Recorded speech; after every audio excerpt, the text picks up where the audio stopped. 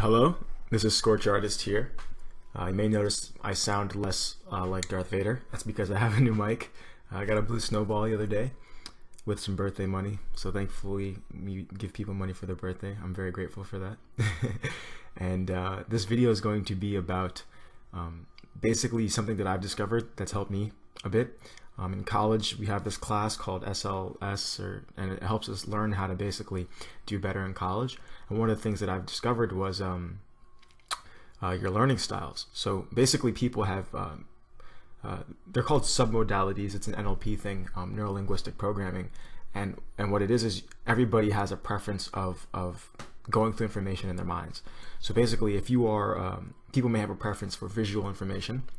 People might have a preference for auditory information, and people might have a preference for kinesthetic information, basically meaning sight, sound, and touch. And when we learn things, or when we go through information in our own heads, we tend to favor one of these over the other, or one or two of these we tend to lean more towards.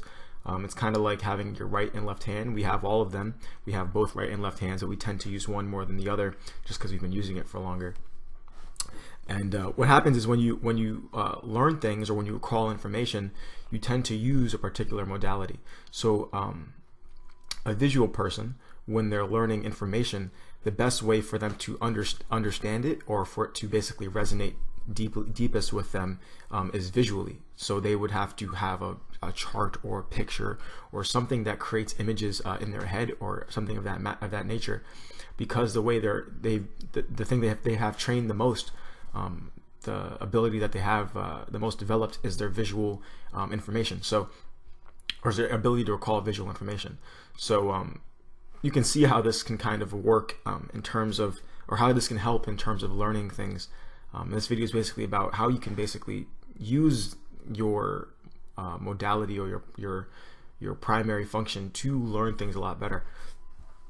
So I'm gonna hop right into it. So if you are, there's a test that you can take, or not a test, but a survey you can take, and it'll tell you which one you use the most based on some questions. It'll tell you, okay, you obviously use visual information the most, obviously you do this and this and that the most, and yeah, so that'll be in the link down below. But I found this as a really useful way of retaining information, and also just helpful when you're trying to work or things like that, because people of different learning styles tend to have different habits because of the way they're always processing information. So visual people, visual spatial people, these are people who are really good at making mental pictures. Like I said, we tend to use two of them primarily, and one of them not as much. So if you're primarily a visual person, everything you're always thinking in pictures, you're always thinking in snapshots, mental snapshots or movies, and you are really good at understanding information when it's presented to you visually. So you probably like to read a lot, or things like that, or it makes a lot of pictures in your head. So that's very beneficial, especially if you're making comic books. I mean, Hayao Miyazaki, I'm just going to go off the thing here and say he's visual, because he's always talking about how he's seeing things. He's always talking about how he makes pictures in his head, how he used to read a bunch of novels and things like that because of the movies that it would create in his head and stuff like that. You can see how having this primary style can really benefit the way you approach comic book making, or anything of that nature, and how you approach learning the information of comic book making. So these people are really good at that. When they recall information, they tend to recall pictures, and recalling a picture, they tend to recall everything that's associated with that. The next is auditory. This is just auditory, and these are people who recall information the best when it's presented to them through sound, so it has to be presented to them through sound. It doesn't have to be, but it's best when it is, because they have two, but they use one mostly. So if you're an auditory person, you tend to really like things that are explaining things to you. You tend to really like things that are that resonate with your ability to hear things. When you recall information, your information that you're recalling is primarily through words, and what somebody said, or what was said, or what something sounded like. So an example would be, let's say you're recalling a past experience, or something, a note you took in school. You would recall basically what the note sounds like. So if you're calling the word car, you listen to the word car in your own head, and then that would bring back all the information for you most easily.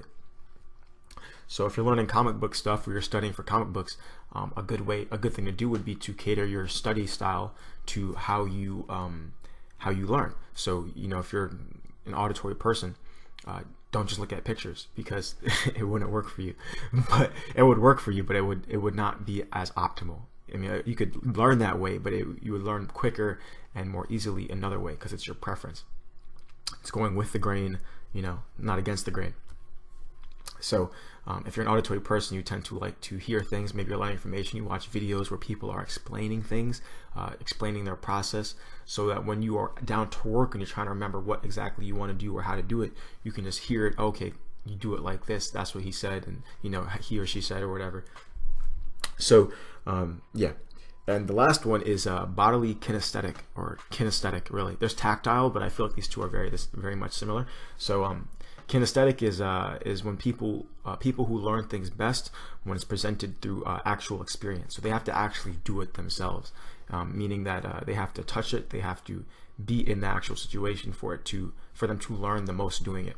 Now, I personally am a bodily kinesthetic person, and I find it really hard to sit still for very long periods of time. So my entire school life, I kind of got in trouble a lot for standing up and walking around and doing things of that nature. If you're a bodily kinesthetic person, you know exactly what I'm talking about, because it's really difficult for you to sit down and sit still for a long period of time, because your muscles kind of ache to move.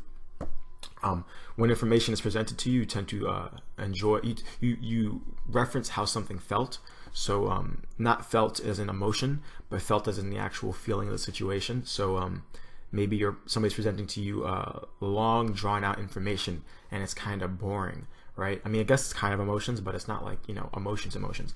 But like you'd remember the drab feeling of it, or the excited feeling of it, not the sound or the picture of it as much. You would, obviously, if one of those is your second one, you'd use it, but you wouldn't use it as much.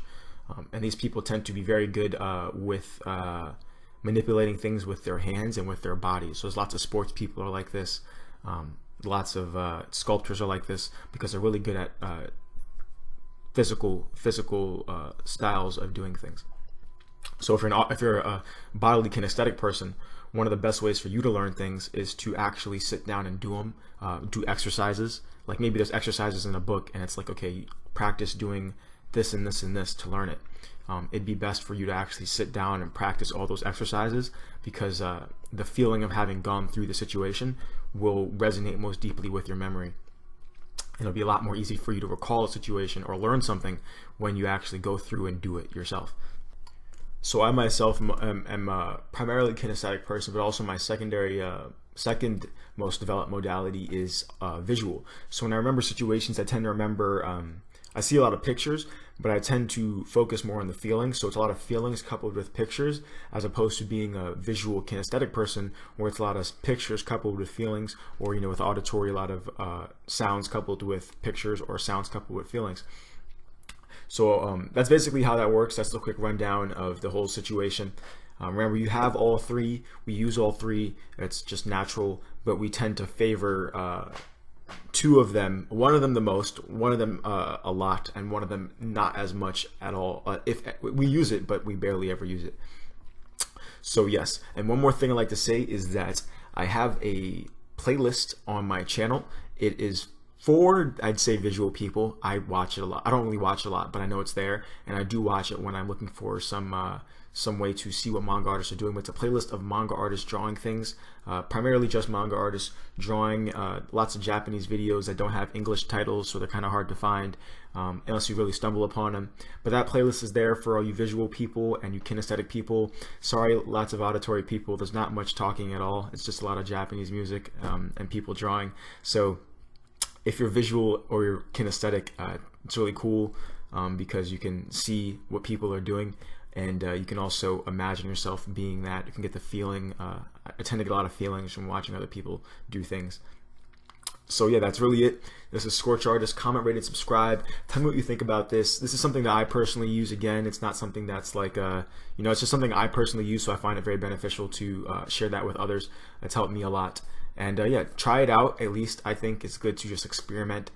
If you think it doesn't work at all and it's just BS, comment, let me know. I'll do some more research. But I've been looking over it for a while now, and yeah, it's helped me a lot. So this is Scorch Artist. Hope you enjoyed the video. The next video is going to be the ballpoint pen challenge that I saw White Manga doing. I thought that was really awesome, so I'm going to try that also. And it will be up in a couple of days. And yeah, let me know your thoughts. Peace out. Have a good day.